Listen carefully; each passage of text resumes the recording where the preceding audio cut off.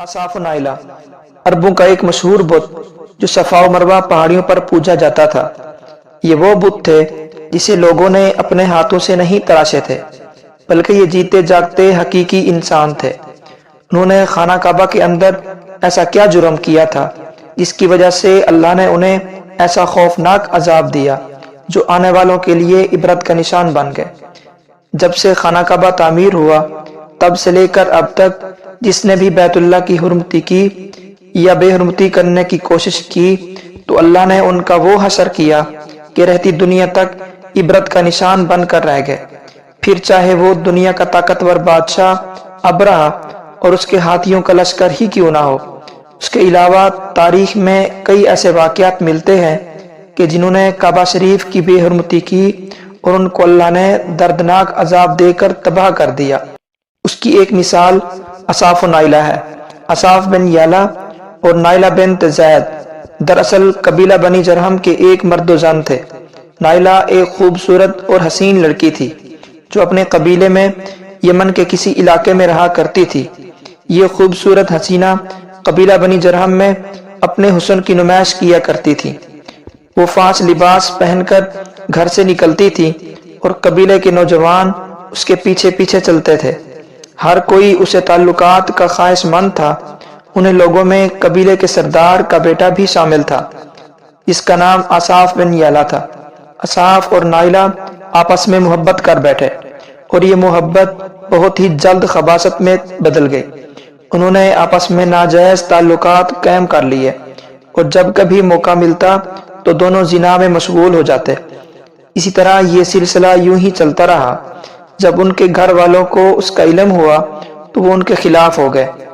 इस वजह से उनके मिलने पर पाबंदी लगा दी गई। एक दफा का वाकया है कि बनी जरहम का एक काफिला हज करने के लिए मक्का के लिए रवाना हुआ तो ये दोनों भी उस काफिले के साथ हज के लिए चल दिए। काफिला मक्का पहुंचा और ये हज के अय्याम थे। इन्हीं दिनों का वाकया है कि एक रोज काबा में लोगों की तादाद बहुत ही कम थी और आसपास कोई भी मौजूद न था।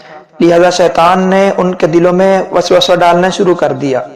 वो दोनों खाना काबा में दाखिल हो गए और इस तन्हाई के आलम में जिना करने लगे। उनके इस खबासत और काबे की बेहुरमती पर जमीन और आसमान कांप उठा। समंदर की मौजें जोश मारने लगीं और अल्लाह की तरफ से अजाब नाजिल हो गया। हुआ यूं कि जब वो खाना काबा के अंदर बदफेली कर रहे थे तो उसी वक्त उनकी रूहें कब्ज कर ली गई। उनके गोश्त पोश के जिस्म पत्थर के बनते चले गए।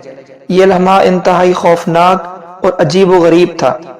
दो जिंदा इंसान अजाब इलाही के तहत अब पत्थर के बन चुके थे।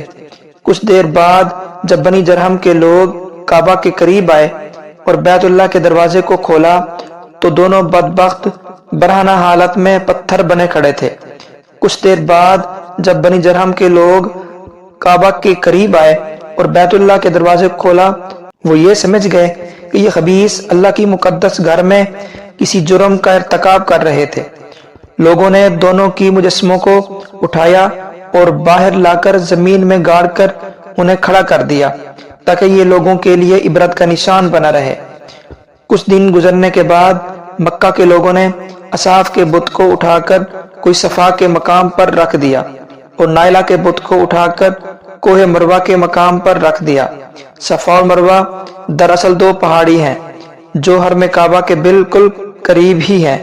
इन्हें दो पहाड़ियों पर चढ़कर और चक्कर लगाकर बीबी हाजरा अलैहिस्सलाम ने उस वक़्त पानी की तलाश की थी जब हजरत इस्माईल अलैहिस्सलाम शीरखार बच्चे थे और प्यास की शिद्दत से बेकरार हो गए थे।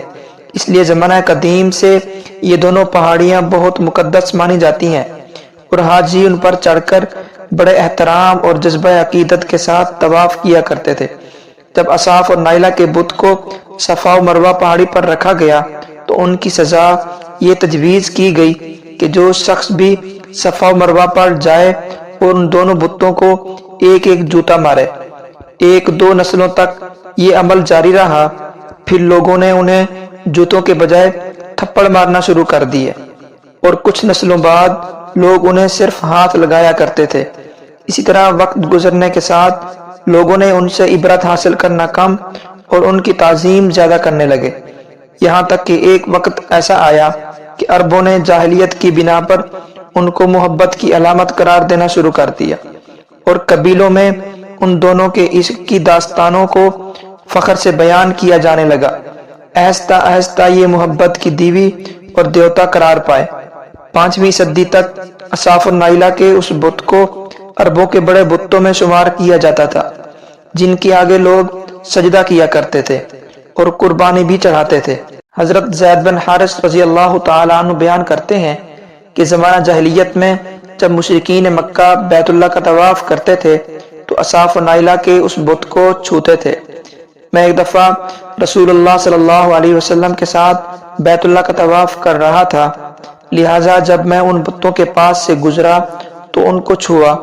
اس پر آپ صلی اللہ علیہ وسلم نے مجھ کو ان بتوں کے چھونے سے منع کیا۔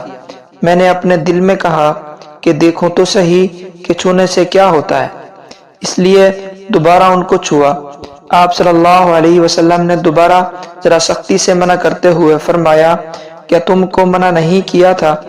حضرت زید فرماتے ہیں کہ اللہ کی قسم اس کے بعد کبھی کسی بت کو میں نے ہاتھ نہیں لگایا، اور میں قسم کھا کر کہتا ہوں کہ نبی صلی اللہ علیہ وسلم نے کبھی بھی کسی بت کو نہیں چھوا تھا، یہاں تک کہ اللہ نے آپ کو نبوت عطا فرما دی اور آپ پر وحی نازل ہونے لگی۔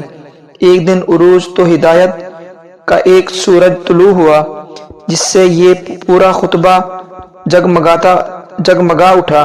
حضور پاک صلی اللہ علیہ وسلم نبوت کے عہدے پر فائز ہوئے۔ آپ صلی اللہ علیہ وسلم نے دعوت و تبلیغ کا کام شروع کیا۔ 10 ہجری میں جب اللہ نے عرب میں دین اسلام کو غالب کیا اور محمد صلی اللہ علیہ وسلم نے مکہ فتح کیا تو وہ آپ فتح کے بعد حرم شریف میں داخل ہوئے، اور آپ نے اپنے بھائی حضرت علی رضی اللہ تعالی عنہ کے ساتھ مل کر تمام چھوٹے بڑے بتوں کو توڑ ڈالا۔ آپ بت توڑتے جاتے اور یہ فرماتے جاتے کہ حق آ گیا اور باطل مٹ گیا ہے۔ بے شک باطل نے مٹ جانا ہی تھا، یہاں تک کہ خانہ کعبہ تمام بتوں سے پاک ہو گیا۔ پھر آپ صفا اور مروہ پر تشریف لے گئے اور اصاف النائلہ کے اس بت کو اپنے مقدس ہاتھوں سے توڑ ڈالے۔ ہم نے دیکھا کہ اصاف النائلہ کے اس بت کو لوگوں نے بطور عبرت صفا و مروہ پر رکھا تھا، لیکن شیطان نے انہیں ایسا گمراہ کیا کہ ان کی پوجا کرنے لگے۔ صرف یہی نہیں بلکہ زنا جیسی بدترین جرم جسے کعبہ شریف کے اندر کیا گیا تھا، لوگ اس داستان کو فخر کے طور پر بیان کرنے لگے۔ ہونا تو یہ چاہیے تھا کہ ان کی اس بدفعلی پر لعنت کی جاتی، لیکن عربوں نے اس گناہ کو داستان عشق بنا دیا اور اصاف النائلہ کو ایک رول ماڈل کے طور پر پیش کرنے لگے۔ بالکل اسی طرح آج کے اس فتنے بھرے دور میں یہی کچھ حالات نظر آتے ہیں، جہاں اگر کوئی شخص کسی طرح کا سنگین جرم کرے تو لوگ اسے ہیرو کی طرح بطور نمونہ پیش کرتے ہیں۔ فریڈم، آزادی، خیال اور لبرلزم کے نام پر ہر طرح کی خباثت اور برائی کو خوبصورت انداز میں پیش کر کے اس کی بھرپور تائید کی جاتی ہے۔ اللہ رب العزت سے دعا ہے اللہ ہمیں ہر قسم کی برائیوں اور فتنوں سے محفوظ رکھے اور شیطانی لعین کے وسوسوں اور چالوں سے حفاظت فرمائے۔